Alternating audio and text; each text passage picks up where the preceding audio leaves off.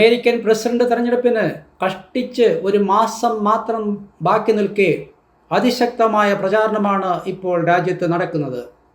Democratic പാർട്ടിയുടെ president സ്ഥാനാർത്ഥി Kamala ഹാരിസും Republican പാർട്ടിയുടെ പ്രസിഡന്റ് സ്ഥാനാർത്ഥി ഡൊണാൾഡ് ട്രംപും തമ്മിൽ അതിശക്തമായ പോരാട്ടം തന്നെ നടന്നു വരുന്നു.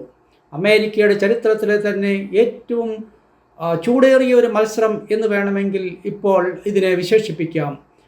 ആര് ജയിക്കുമെന്നോ ആര് തോൽക്കുമെന്നോ പ്രവചിക്കാൻ വയ്യാത്ത ഒരു സാഹചര്യമാണുള്ളത്. ദേശീയ സർവേകളിൽ ഇഞ്ചോടിഞ്ച് പോരാട്ടം നടക്കുന്നുവെന്ന് വ്യക്തം. കമലാ ഹാരിസിന് നേരിയ മുൻതൂക്കമുണ്ടെങ്കിലും ഇപ്പോഴും പ്രവചനാതീതമാണ് ഇവിടുത്തെ മത്സരരംഗം. തുല്യശക്തികളുടെ പോരാട്ടം എന്ന് വിശേഷിപ്പിക്കുന്നതായിരിക്കും ഇപ്പോഴത്തെ അവസ്ഥയിൽ ശരിയായ ഒരു നിഗമനവും. യഥാർത്ഥത്തിൽ ഈ മത്സരം തുടങ്ങിയത് വളരെ തണുപ്പനായിട്ടാണ്. ഡൊണാൾഡ് ട്രംപും നിലവിലുള്ള പ്രസിഡന്റ് ജോ ബൈഡനും തമ്മിലായിരുന്നു ആദ്യത്തെ മത്സരം. ജോ ബൈഡൻ്റെ പ്രായാധിക്യവും അദ്ദേഹത്തിൻ്റെ രോഗങ്ങളും ഓർമ്മക്കുറവുമെല്ലാം അദ്ദേഹത്തെ ഡൊണാൾഡ് ട്രംപിൻ്റെ ഒരു എതിരാളിയെ അല്ലാതാക്കി മാറ്റി. ഇവർ തമ്മിൽ നടന്ന ആദ്യത്തെ പ്രസിഡൻഷ്യൽ സംവാദത്തിൽ ജോ ബൈഡൻ അടിയറവ് പറയുകയും അദ്ദേഹത്തിനെതിരെ പാർട്ടിക്കുള്ളിലും അതുപോലെ തന്നെ പൊതുസമൂഹത്തിലും വലിയ ജനരോഷം ഉണ്ടാകുകയും ചെയ്തു.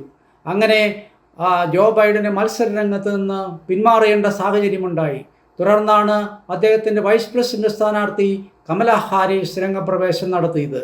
ആ രംഗപ്രവേശം ഒരു നാടകീയ മാറ്റത്തിന് വഴിതെളിച്ചു എന്നുള്ളതാണ് യാഥാർത്ഥ്യം. തളർന്നു കിടന്ന ഡെമോക്രാറ്റുകൾ ഉണർന്നു കഴിഞ്ഞു. അവർക്ക് ശക്തിയായ ഒരു നേതാവിനെ ലഭിച്ചു. അവരുടെ പ്രഭാഷണവും പ്രസംഗവും ഒക്കെ ജനഹൃദയങ്ങൾ ഏറ്റുവാങ്ങി. അവരും ഡൊണാൾഡ് ട്രംപും തമ്മിൽ നടത്തിയ ആദ്യത്തെ സംവാദത്തിൽ ട്രംപിനെ നിലംപരിശാക്കാൻ അവർക്ക് സാധിച്ചു. ആ സംവാദം കമലാ ഹാരിസിനെ വലിയ ഉന്നതമായ സ്ഥാനങ്ങളിലെത്തിച്ചു. അവരുടെ ജനപ്രീതി കുതിച്ചുയരുകയും ഡെമോക്രാറ്റിക് പാർട്ടിക്ക് വലിയ ആത്മവിശ്വാസവും പ്രത്യാശയും പകരുകയും ചെയ്തു. അവരുടെ പ്രചാരണ രംഗത്ത് ഇപ്പോൾ നല്ല ആൾക്കൂട്ടമുണ്ട്. സർവേകളിൽ അവർ മികച്ച പ്രകടനമാണ് കാഴ്ചവെക്കുന്നത്. അങ്ങനെ മത്സരരംഗത്ത് നിന്ന് എഴുതത്തള്ളപ്പെട്ട ഡെമോക്രാറ്റിക് പാർട്ടി ഇപ്പോൾ ശക്തമായ ഒരു തിരിച്ചുവരവ് നടത്തിയിരിക്കുന്നതാണ് നാം കാണുന്നത്.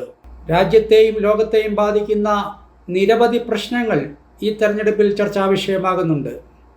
അമേരിക്ക തുമ്മിയാൽ ലോകത്തിന് ജലദോഷം പിടിക്കും എന്നാണല്ലോ ചൊല്ല്. അതുകൊണ്ട് ആഗോള പ്രശ്നങ്ങളും ഇവിടെ സജീവ ചർച്ചാ വിഷയമാണ്.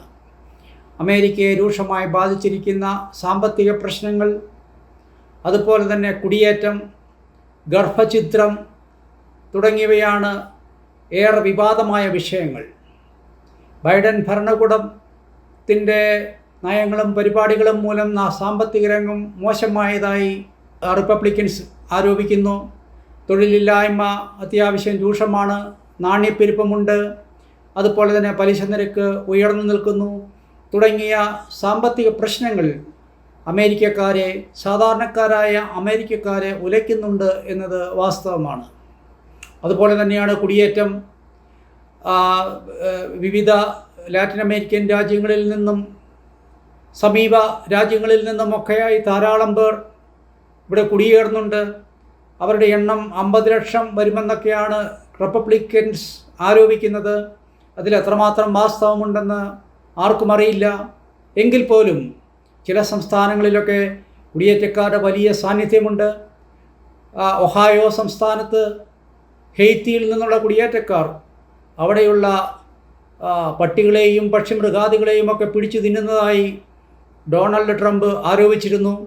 എന്നാൽ ഇതിന് തെളിയിക്കാൻ തക്ക സ്ഥിതിവിവരക്കണക്കുകളോ തെളിവുകളോ ഒന്നും ഇല്ലെങ്കിലും കുടിയേറ്റം ഒരു രൂക്ഷമായ പ്രശ്നമാണ്. കുടിയേറ്റക്കാരുടെ എണ്ണം വർദ്ധിക്കുന്നത് ഇവിടെയുള്ള ജനങ്ങളുടെ, സാധാരണക്കാരുടെ വിഭവത്തിൽ വലിയ ഇടിവ് വരുത്തുന്നു. അതുപോലെ തന്നെ അവരുടെ തൊഴിലുകൾ അവർക്ക് നഷ്ടമാകുന്നു എന്നൊക്കെയുള്ള ഒരു പൊതുബോധം അമേരിക്കക്കാർക്കുണ്ട്. അതിനെതിരെയുള്ള ഒരു ജനവികാരവും അലയടിക്കുന്നുണ്ട്. അത് ട്രംപിന് അനുകൂലമായിട്ടുള്ള ഒരു വികാരമാണ്. മറ്റൊന്ന് ഗർഭഛിദ്രമാണ്. 2022 വരെ അമേരിക്കയിൽ ഗർഭഛിദ്രം അനുവദിച്ചിരുന്നു. എന്നാൽ ഒരു സുപ്രീം കോടതി വിധി മൂലം അത് മാറ്റിമറിക്കപ്പെട്ടു. ഈ സുപ്രീം കോടതി വിധി പുറപ്പെടുവിച്ച ജഡ്ജിമാർ ട്രംപിൻ്റെ കാലത്ത് നിയമിച്ചവരാണ് എന്നതാണ് ഡെമോക്രാറ്റുകളുടെ ആക്ഷേപം. ഇപ്പോൾ ഗർഭചിത്രം ഓരോ സംസ്ഥാനത്തും അവർക്ക് ഇഷ്ടപ്പെട്ട രീതിയിലൊക്കെയാണ് നടപ്പാക്കിക്കൊണ്ടിരിക്കുന്നത്. ഇത് ധാരാളം ബുദ്ധിമുട്ടുകൾ ഉണ്ടാക്കുന്നുണ്ട്. ഇതിനെതിരെ സ്ത്രീകളുടെ വലിയ രോഷം ആഞ്ഞടിക്കുന്നുണ്ട്. അതുപോലെ തന്നെ യുവജനങ്ങൾ, വിദ്യാഭ്യാസമുള്ളവർ തുടങ്ങിയ വിഭാഗങ്ങളുടെ പിന്തുണ കമലാ ഹാരിസിന് ലഭിച്ചുകൊണ്ടിരിക്കുന്നു. എന്നാൽ വെള്ളക്കാരുടെ, അമേരിക്കയിൽ 60% വരുന്ന വെള്ളക്കാരുടെ പിന്തുണ ട്രംപിനുണ്ട്. അതുപോലെ തന്നെ വ്യവസായികൾ, സാമ്പത്തികമായി മുന്നോക്കം നിൽക്കുന്നവർ, അതുപോലെ തന്നെ സഭയുടെ പോലും പിന്തുണ ട്രംപിന് ലഭിച്ചുകൊണ്ടിരിക്കുകയാണ്. അതുകൊണ്ട് തന്നെ ബലാബലം നോക്കുമ്പോൾ ഇരുഭാഗത്തും ശക്തമായ രാഷ്ട്രീയ, സാമൂഹ്യ, ഈവൻ സാമുദായികമായ പിൻബലമുണ്ട്. അതുകൊണ്ട് തന്നെ വളരെ ശക്തമായ പോരാട്ടമാണ് നടക്കുന്നത് എന്ന കാര്യത്തിൽ സംശയമൊന്നുമില്ല. ആഗോള പ്രശ്നങ്ങളും അമേരിക്കയിൽ സജീവ ചർച്ചാ വിഷയമാണ്. ഇസ്രയേലിൽ നടക്കുന്ന യുദ്ധങ്ങൾ, സിറിയയിൽ നിന്നുള്ള ആക്രമണങ്ങൾ, അതുപോലെ തന്നെ ഇറാനുമായിട്ടുള്ള രൂക്ഷമായ പ്രശ്നങ്ങൾ, ഉക്രൈനിൽ റഷ്യ നടത്തുന്ന ആക്രമണങ്ങൾ തുടങ്ങിയവയൊക്കെ അമേരിക്കയിലും ചർച്ചാ വിഷയമാണ്. അമേരിക്ക ശക്തമാണെങ്കിൽ ഇങ്ങനെയുള്ള ആക്രമണങ്ങളും അതുപോലെ തന്നെ രക്തച്ചൊരിച്ചിലുമൊന്നും ഉണ്ടാകില്ലെന്ന് റിപ്പബ്ലിക്കൻസ് അവകാശപ്പെടുന്നുണ്ട്. ഡൊണാൾഡ് ട്രംപ് ഭരണത്തിലിരുന്നപ്പോൾ ഇത്തരം ആഗോളതലത്തിൽ അമേരിക്കയ്ക്ക് വലിയ വിലയുണ്ടായിരുന്നുവെന്നും അമേരിക്ക പറയുന്നിടത്ത് രാജ്യങ്ങൾ നിൽക്കുമായിരുന്നുവെന്നൊക്കെ ട്രംപ് പ്രസംഗിച്ചുകൊണ്ട് നടക്കുകയും ചെയ്യുന്നുണ്ട്. എന്നാൽ ആഗോള പ്രശ്നത്തിന് പരിഹരിക്കാൻ അമേരിക്കൻ ഭരണകൂടം, ബൈഡൻ്റെ ഭരണകൂടം പരമാവധി ശ്രമിച്ചുകൊണ്ടിരിക്കുകയാണെന്ന് ഡെമോക്രാറ്റുകളും പറയുകയാണ്. രാജ്യത്തിൻ്റെ വ്യക്തമായ നയങ്ങളും പരിപാടികളും പാർട്ടിയുടെ വ്യക്തമായ പരിപാടികളും നയങ്ങളുമൊക്കെ ചർച്ച ചെയ്യുന്നതിന് പകരം യഥാർത്ഥത്തിൽ തെരഞ്ഞെടുപ്പ് രംഗം ഇപ്പോൾ മലീമസമായിരിക്കുകയാണ്. വ്യക്തിഹത്യയിലേക്കും അടിസ്ഥാനരഹിതമായ ആരോപണങ്ങളിലേക്കും പ്രചാരണം പലപ്പോഴും തലകുത്തി വീഴുന്നത് നാം കാണുന്നുണ്ട്.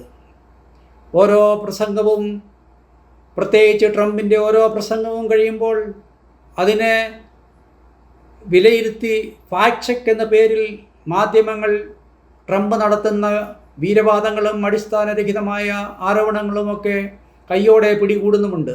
എങ്കിലും അദ്ദേഹം ആരോപണങ്ങൾ തുടർന്നുകൊണ്ടേയിരിക്കുകയാണ്. കമലാ ഹാരിസ് കറുത്ത വർഗ്ഗക്കാരിയാണ്, കമലാ ഹാരിസ് മാർക്സിസ്റ്റാണ്, അവർക്ക് പല അവിഹിത ബന്ധങ്ങളുമുണ്ട് തുടങ്ങിയ വളരെ മോശമായ വ്യക്തിഹത്യകൾ റിപ്പബ്ലിക്കൻസിൻ്റെ ഭാഗത്തു നിന്ന് ഉണ്ടാകുന്നുണ്ട്. അതേസമയം ട്രംപിൻ്റെ വഴിവിട്ട ബന്ധങ്ങൾ, ട്രംപിൻ്റെ അഴിമതികൾ, അദ്ദേഹത്തിൻ്റെ ബിസിനസ് സാമ്രാജ്യങ്ങൾ, അദ്ദേഹത്തിൻ്റെ പൊയ്മുഖങ്ങൾ, അദ്ദേഹത്തിൻ്റെ അബദ്ധങ്ങൾ, ഇതൊക്കെ ഡെമോക്രാറ്റുകളും ചർച്ചാ വിഷയമാക്കുന്നു. ചുരുക്കത്തിൽ മറ്റെവിടെയും നടക്കുന്നത് പോലെയുള്ള ആക്ഷേപങ്ങളും ആരോപണങ്ങളുമൊക്കെ അമേരിക്കൻ പ്രസിഡന്റ് തെരഞ്ഞെടുപ്പിൽ മുഴഞ്ഞു നിൽക്കുകയാണ്. ഉന്നതമായ നിലവാരം പുലർത്തുന്നതായിരുന്നു അമേരിക്കൻ പ്രസിഡൻറ്റിൻ്റെ തെരഞ്ഞെടുപ്പ്, അതിൻ്റെ പ്രചാരണ രീതികളുമൊക്കെ. എന്നാൽ അതിൽ നിന്നെല്ലാം കുറച്ച് വ്യത്യസ്തമാണ്, വിഭിന്നമാണ് ഇത്തവണയെന്ന് രാഷ്ട്രീയ നിരീക്ഷകർ ചൂണ്ടിക്കാണിക്കുന്നുണ്ട്. യഥാർത്ഥത്തിൽ അമേരിക്കയുടെ നിരവധിയായ പ്രശ്നങ്ങൾ, ലോകം നേരിടുന്ന നിരവധിയായ പ്രശ്നങ്ങൾ, അവയൊക്കെയാണ് കൂടുതൽ ചർച്ച ചെയ്യപ്പെടേണ്ടത് എന്നാണ് അവരുടെ പക്ഷം.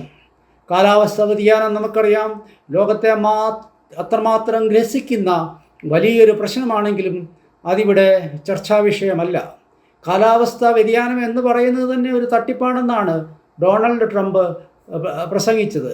അപ്പോൾ ഇത്ര നിസ്സാരമായ വിഷയങ്ങളിൽ ഊന്നി നിൽക്കാതെ ഇരു പാർട്ടികളും കൂടുതൽ നയങ്ങളിലും പരിപാടികളിലും ആഗോളതലത്തിൽ നടക്കുന്ന ചലനങ്ങളിലുമൊക്കെ ശ്രദ്ധ കേന്ദ്രീകരിച്ചു കൊണ്ടുള്ള ഒരു ശക്തമായ പ്രചാരണം ഇനിയുള്ള ദിവസങ്ങളിൽ ഉണ്ടാകുമെന്ന് നമുക്ക് പ്രതീക്ഷിക്കാം. അതിനുവേണ്ടി കാതോർക്കാം.